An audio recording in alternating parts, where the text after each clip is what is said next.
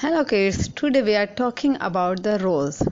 A rose is a woody annual flowering plant with over 300 species and 10,000 of cultivators.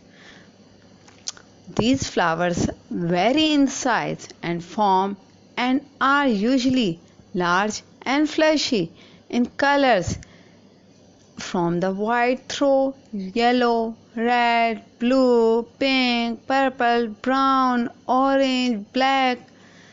They also have a delightful fragrance which varies according to the variety and climate condition.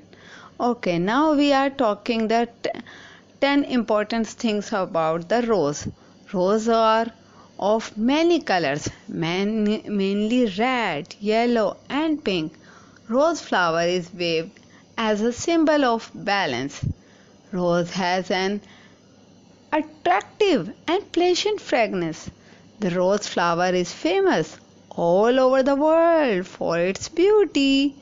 Rose is a common plant and is found in almost every garden. They are known as garden rose